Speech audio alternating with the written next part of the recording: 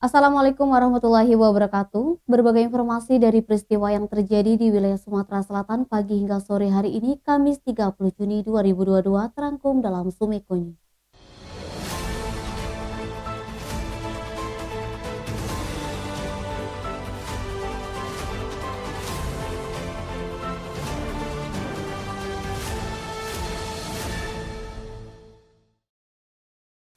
Jaksa penuntut umum Kejari Prabomuli mengganjar Dr. Happy Tejo Cahyono, terdakwa kasus dugaan korupsi kegiatan home visit bantuan operasional kesehatan tahun anggaran 2017 dengan pidana 1 tahun 10 bulan penjara.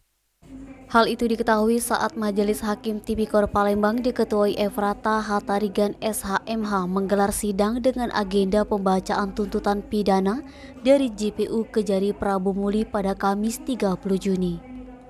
Terdakwa yang merupakan eks-kepala Dinas Kesehatan Prabomuli dinyatakan telah melanggar dakwaan kedua JPU Kejari Prabomuli dalam pasal 3 Jo pasal 18 Undang-Undang Nomor 31 Tahun 1999 sebagaimana telah diubah dan ditambah dengan Undang-Undang Nomor 20 Tahun 2001 tentang Tipikor.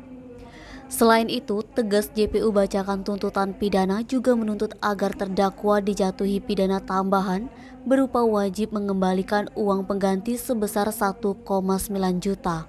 Dengan ketentuan, apabila tidak dibayar maka diganti pidana tambahan 1 tahun penjara.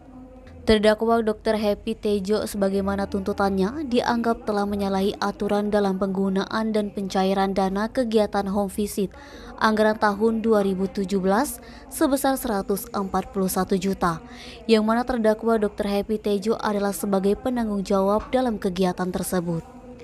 Atas tuntutan itu, terdakwa Dr. Happy Tejo yang dihadirkan secara visual didampingi penasihat hukum diberikan waktu 1 minggu guna menyampaikan pembelaan baik secara lisan maupun tertulis.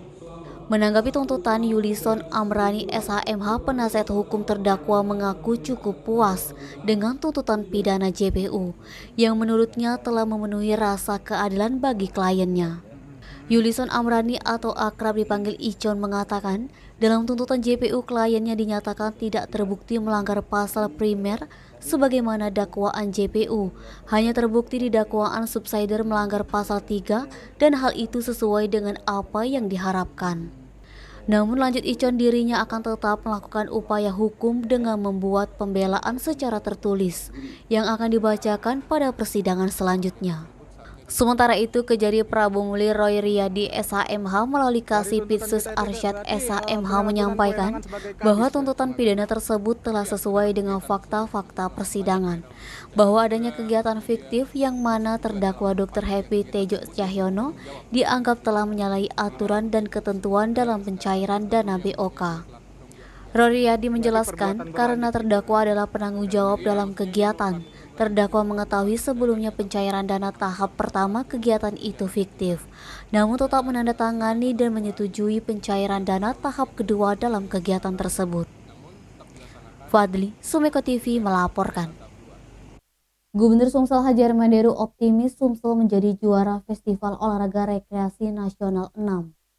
Fornas 6 tinggal 1 hari lagi, masing-masing penggiat induk olahraga telah mempersiapkan hal tersebut secara matang. Pihak penyelenggara Fornas 6 Sumsel yang menjadi tuan rumah juga menyatakan telah siap 90%. Menurut Gubernur Sumsel Hadjar Manderu, Sumsel sepenuhnya siap, tinggal 10% lagi kematangan para penggiat dalam mengikuti Fornas besok. Ada beberapa inorga yang menjadi unggulan Sumsel, di antaranya Fokbi yang merupakan inorga cabang senam poco-poco. Hal ini diyakinkan lantaran senam poco-poco pernah menjuarai kejuaraan di tingkat nasional 3 kali berturut-turut. Mengenai bonus untuk penggiat yang mendapat medali, Deru mengatakan hal tersebut pasti dipertimbangkan. Namun untuk jumlah nominal Deru masih enggan menyebutkan. Sementara itu, Ketua Komite Olahraga Rekreasi Masyarakat Indonesia Sumsel, Haja Samanta Tiffany menambahkan, Sumsel sendiri mengirim peserta kontingen untuk mengikuti Fornas 1.300 penggiat. Sedangkan untuk panitia dari 55 inorga sebanyak 1.200 orang. Edi Handoko, Sumeko TV melaporkan. Dua terdakwa kasus dugaan korupsi pungli sertifikasi pendaftaran tanah sistematis lengkap Kabupaten Ogan Komering Ulu Timur tahun 2019 terancam pidana nyaris minimal. Usai dituntut oleh Jaksa Penuntut Umum Kejari Oku hanya 1 tahun 4 bulan penjara. Kasus ini menjerat oknum Kepala Desa Jatimulyo 1, Kecamatan Belitang, Madang Raya, Kabupaten Oku Timur, bernama Ahmad Saibani, serta Sekretaris Desa Setiono, yang mana keduanya memungut biaya bagi warga yang ingin mengikuti program PTSL di luar ketentuan yang berlaku. JPU Dia Mega Sakti diwawancarai usai sidang, tuntutan mengatakan karena kalau dipaksakan untuk dititipkan ke lapas, lapas juga tidak mau mengambil resiko jika nantinya terjadi apa-apa dengan terdakwa. Sementara itu untuk pertimbangan tuntutan pidana yang sama terhadap terdakwa Sekdes Sutiono, JPU Dia menjawab bahwa peran dari terdakwa Sutiono hanya menjadi pemungut biaya PTSL dari warga sebagaimana perintah dari kadesnya yakni terdakwa Ahmad Saibani. Dian juga menuturkan dari hasil pemungutan dana PTSL yang diperoleh dari warga juga tidak banyak, dan menurutnya atas dasar itulah pertimbangan dalam tuntutan pidana kepada para terdakwa nyaris minimal. Selain itu, berdasarkan peraturan pemerintahan khusus untuk program PTSL di Provinsi Sumsel, tarif yang dikenakan bagi warga yang ingin mengikuti program PTSL hanya sebesar Rp200.000. Namun lanjutnya dalam perkara ini kedua terdakwa sebagaimana dakwaan memungut biaya di luar ketentuan pemerintah, yakni sebesar Rp800.000 hingga Rp1,2 juta per persil lahan yang diajukan. JPU Dia Mega Sakti mengatakan ada lebih kurang 300 persil lahan milik warga yang diajukan, namun yang dinyatakan lengkap oleh pihak BPN ada lebih dari 100 persil lahan saja. Untuk diketahui, para terdakwa diganjar JPU melanggar pasal 11 Undang-Undang RI Nomor 31 Tahun 1999 sebagaimana telah diubah dan ditambah dengan Undang-Undang RI Nomor 20 Tahun 2001 tentang pemberantasan tindak pidana korupsi Junto Pasal 55 Ayat 1 KUHP. Fadli, Sumeko TV melaporkan. Gabungan Habib Ulama dan seluruh ustadz meminta kepada Dewan Perwakilan Rakyat Daerah Palembang menutup bar dan restoran Holy Wings di Jalan R. Sukamto, Kelurahan 8 Ilir, Kecamatan IT 2 Palembang. Perwakilan ulama Habib Mahdi mengatakan DPRD merupakan suatu kebijakan di negara. Mereka lah yang membuat regulasi dan tugas mereka seharusnya mengawal regulasi yang dibuat dan tugas wakil yang menyampaikan aspirasi rakyat tentang Holy Wings di Palembang dan meminta DPRD untuk menutup total Holy Wings di Palembang secara permanen. Mahdi menjelaskan bahwa Holy Wings sangat menghina, merendahkan dan menyandingkan nama Nabi dengan minuman keras dan lain sebagainya. Tidak hanya menistakan agama Islam tapi menistakan banyak agama negara lainnya.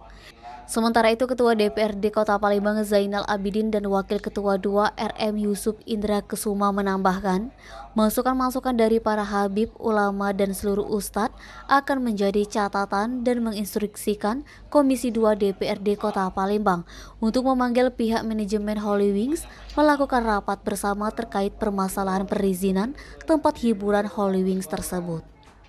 Dia menerangkan bahwa surat izin Holy Wings di pemerintahan Kota Palembang adalah restoran, sedangkan bar izinnya ke pemerintahan provinsi, dalam hal ini DPM PTSP Sumsel. Selain itu pihaknya juga sedang mendalami surat perizinan tersebut karena bukan DPRD yang mengeluarkan tetapi dinas yang terkait. Denny, Sumeko TV melaporkan. Wakil Bupati Ogan Ilir Ardani melepas 93 jemaah calon haji asal Kabupaten Ogan Ilir yang akan menuju Asrama Haji Palembang dari Masjid Agung An-Nur KPT Tanjung Senai Kamis 30 Juni. Ardani berpesan kepada jemaah calon haji supaya selalu menjaga kesehatan dan kesabaran saat menjalani ibadah haji karena tujuan ke Tanah Suci itu adalah untuk beribadah dan berharap menjadi haji yang mabrur dan mabrurah. Saat disinggung mengenai uang saku atau living cost bagi para jemaah calon haji, Ardani menjelaskan bahwa Pemkab Ogan Ilir tahun ini tidak memberikan. Akan tetapi pada tahun depan dia berjanji akan menganggarkan uang saku bagi jemaah calon haji. Keberangkatan jemaah calon haji asal Kabupaten Ogan Ilir menuju Asrama Haji Palembang hari ini menggunakan 3 bis. Jemaah calon haji Kabupaten Ogan Ilir tergabung dalam kelompok terbang 7 yang dijadwalkan akan berangkat menuju Tanah Suci besok hari sekitar pukul 14.45 waktu Indonesia Barat dari embarkasi Palembang. Eti Sumeko TV melaporkan. Open defecation free atau stop buang air besar sembarangan di Kota Palembang saat ini mencapai 57%, yakni terdapat 61 dari 107 kelurahan. Hal ini diungkapkan Kepala Dinas Kesehatan Kota Palembang Fenty Aprina ketika diwawancarai usai pembukaan pertemuan koordinasi percepatan kelurahan ODF dalam mewujudkan Palembang Kota Sehat 2023 di Ballroom Hotel Beston Palembang Kamis 30 Juni. Fenty Aprina juga menjelaskan tindak lanjut mengenai hal itu untuk mewujudkan Palembang Kota Sehat 2023 ialah merealisasikan target 100%, yang mana seluruh kelurahan di Kota Palembang harus mencapai ODF, yakni peran Dinkes Palembang dengan memberi pemanahan dan sosialisasi ke masyarakat mengenai kesehatan. Fenty Aprina mengungkapkan dengan adanya program ini masyarakat bisa menggunakan jamban sesuai standar kesehatan untuk berhenti buang air besar sembarangan. Oleh karena itu camat, lurah dan puskesmas setempat bersinergi untuk mengatasi permasalahan agar masyarakat tidak lagi buang air besar sembarangan. Jadi harus ada upaya bersama, bukan hanya dinas kesehatan saja. Lanjut Fenty, target 2022 yang sebelumnya dari 46 kelurahan belum ODF kini sudah terlampau menjadi 61 kelurahan dari 107 kelurahan di Kota Palembang. Kepala Dinas Kesehatan Kota Palembang Fenty Aprina berharap 25 kelurahan akan ODF di tahun 2022 ini. Jika sudah tercapai, maka sisanya target 21 kelurahan lagi akan dicapai pada tahun 2023, serta dapat terrealisasi semua kelurahan ODF dalam mewujudkan Palembang Kota Sehat 2023. Naba, Sumeko TV melaporkan. Demikian Sumeko News hari ini. Jangan lupa like, komen, dan subscribe Sumeko Official. Wassalamualaikum warahmatullahi wabarakatuh.